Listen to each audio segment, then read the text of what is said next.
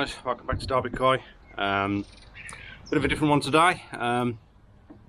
I've been asked a couple of weeks, 2-3 weeks ago, something like that now. I was contacted by a subscriber and he's asked me if I can pop over and help him out a little bit. He wants to learn how to the best way to bowl up and how to scrape, because he's never used a microscope before. So he wants now to learn how to scrape a fish, and because he's obviously wants to make sure his fish are all okay. So I'm going to pop over and do a pond visit, check it out. He's had his pond, I think he said that's about 25 years he's had ponds. So we'll find out more when we're there. Really looking forward to this one. I'll be taking my microscope with me, so I can show him how to scrape and check the slides out and everything else, and give him a go on that. So I'm really looking forward to it. So I'll catch you when we're there. Hi guys, we've arrived at our destination. One of our subscribers asked me to pop over and check out his pond. Hi, my name's Nigel. So we're going to pop up and have a look at the pond, and he's going to talk us through. Again, he doesn't know yet, but he's going to talk us through his setup and what he's got, and we'll have a look. So we'll spin you around and we're going to have a look at the pond. I see you're on camera now, look. Okay guys, so I'm up to look at the pond. There we go. Oh, we got some more company. Who's this little fella? It's a 19-year-old cat. 19, wow. Yeah, she's still going. Yeah, she's eyeing up Bisley though. She seems busy now. She's eyeing him up. So this is Nigel's pond. Do you want to tell us a bit about it? How big it is and such? It's roughly 1,800 gallons, 48 inches deep at the deepest point. It's run on a homemade filter system. There's just a mix of koi in there. I think there's 3 Japanese, mostly Israeli. It's not.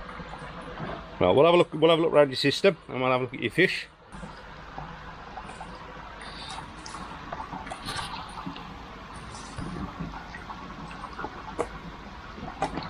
I'm a bit nervous because I'm here.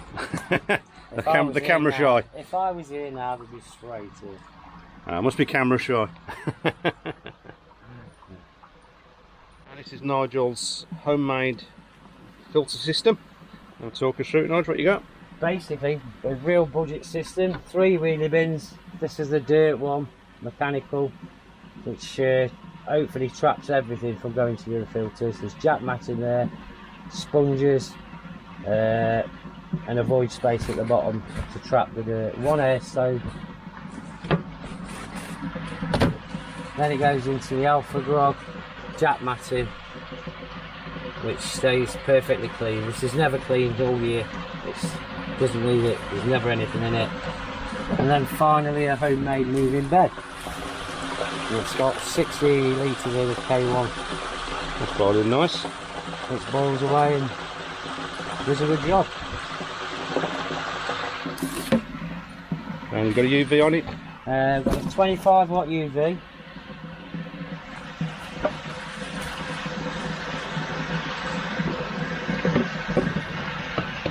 The Yamatsu.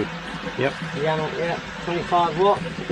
It's a pump fed system, so there's a bit of work involved in cleaning this first filter out once a month.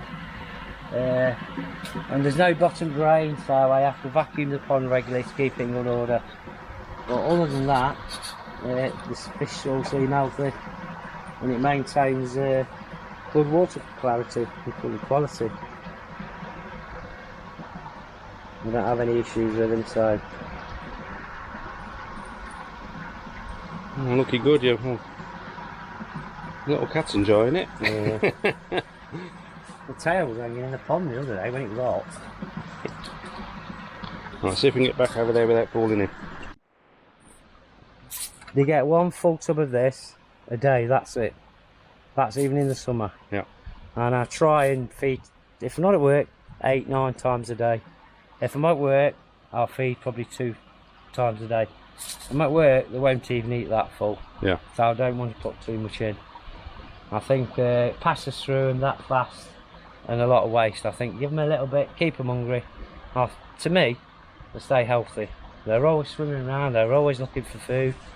I have no issues with the water, no issues with anything, but I think they take the goodness out of the food more out. And you're on the Yeah. the ultimate mixed quinny koi food at the moment. Yeah, I think when people buy koi food, they go look at the protein on it. Straight away, it's the protein. For me, it's ingredients. Yeah. First time, every time. Protein. As long as it says fish, fish meal, or anything fish, the first ingredient on the packet, that's good enough for me. Yeah. I think people get confused now. There's that much choice with posh packaging, beautiful koi, Japanese type writing on them. Look at the ingredients. They charge you a premium for the packaging. Hmm. If it doesn't say fish, I wouldn't buy it. Yeah.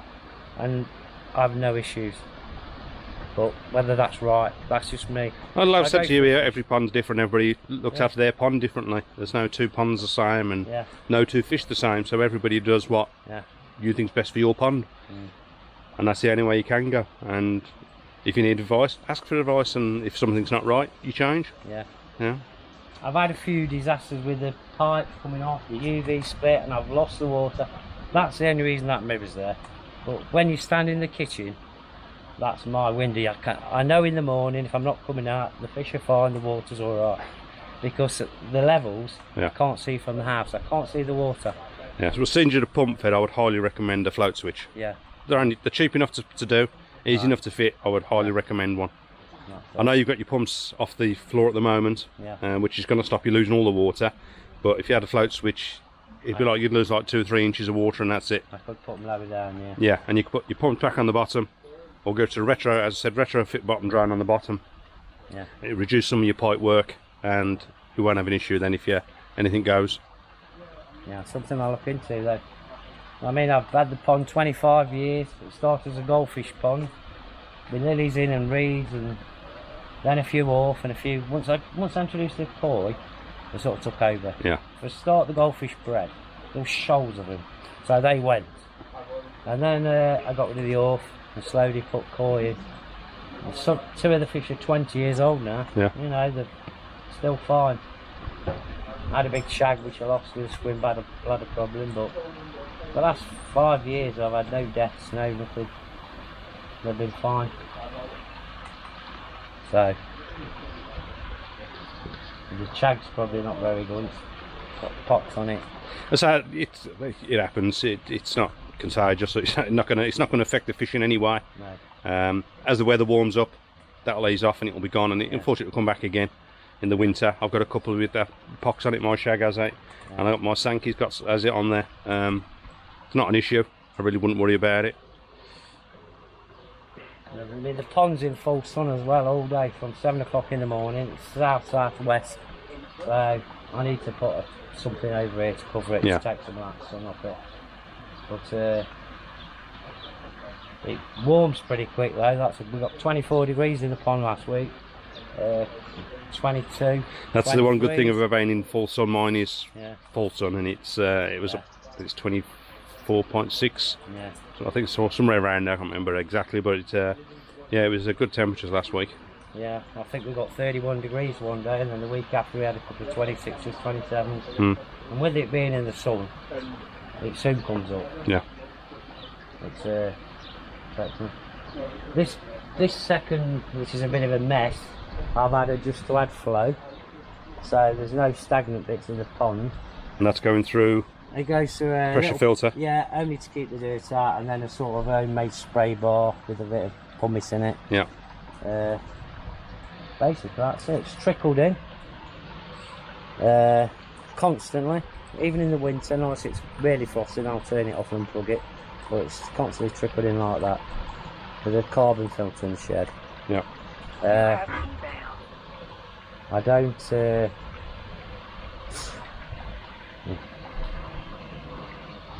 And you've obviously got your air pump as well. Yeah, got an air pump.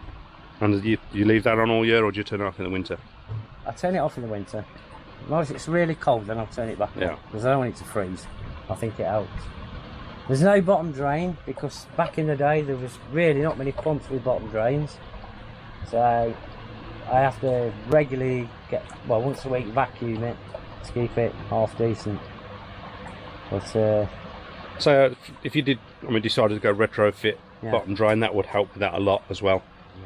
And like I say, you can remove some of these and get everything back on the floor, and it'll cut down on your vacuum and on that way as well.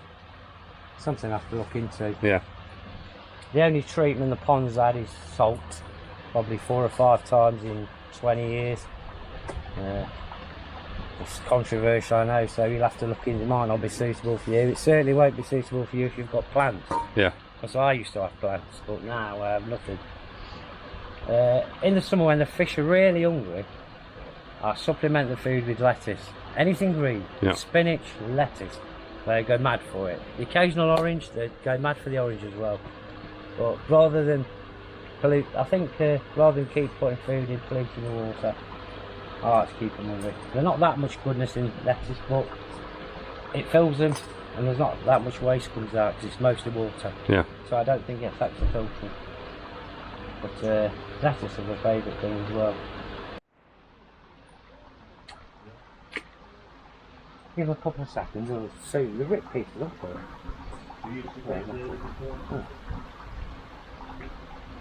A little shag's having a go. The shag has to be the first one up, the shag one.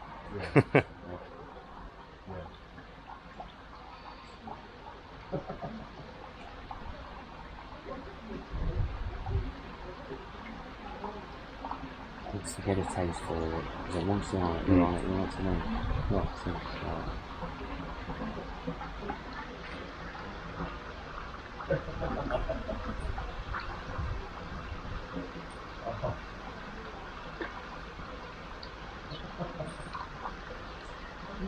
rule in the winter about feeding, we get some balmy temperatures, 15, 16s in December sometimes, they're begging.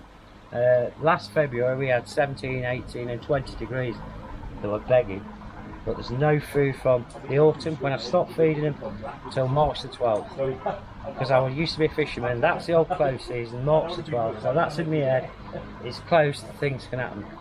Look at the temperatures above, I've talked the air temperatures, there's a lot of people haven't got. So above 10, 11 degrees, 4s and 5s at night, they'll start asking for food. So I start to feed them a little bit, once a day.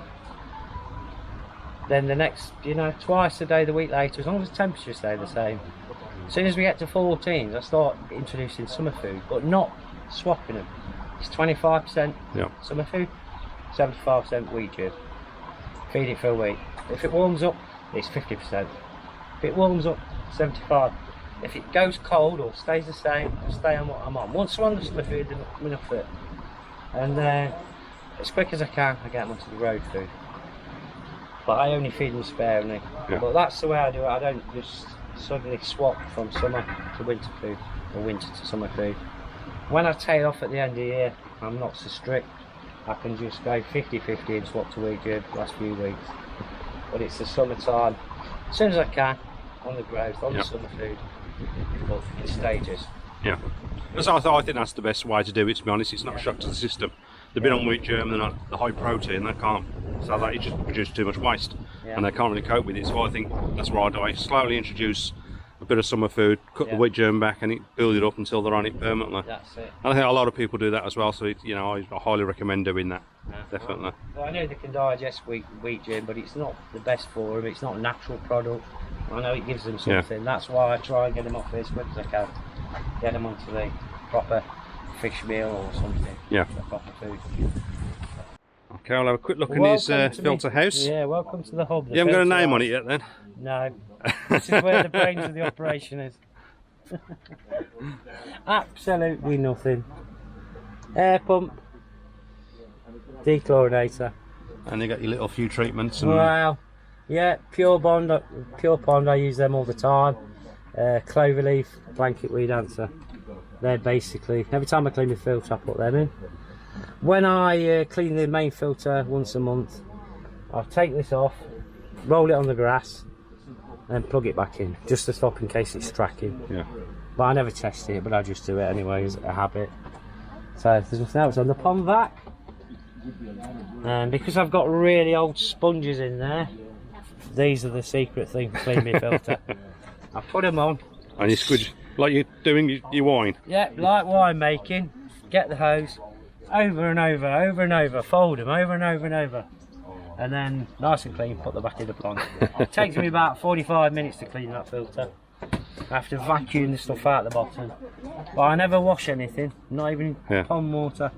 Take it out, hoover the bottom out.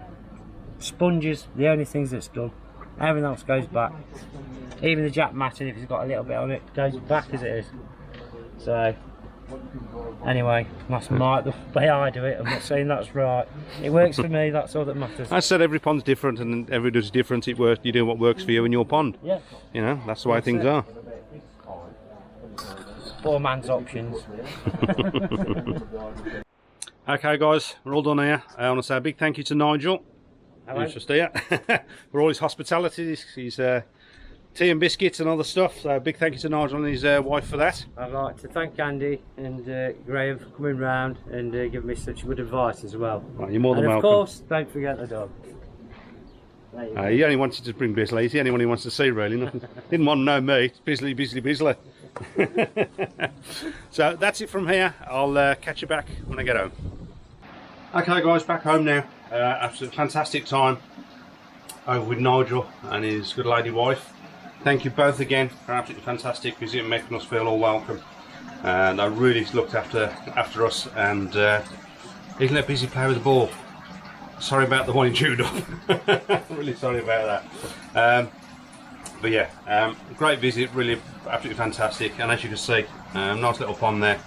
And he's, I think I was looking to upgrade. He was saying he wants to do it. Obviously, he's going to upgrade his fish, and maybe add on to the pond to upgrade it. So I'm really looking forward to that. And hopefully he'll come round here at some point. He said he'll pop round and check out Derby Coy headquarters.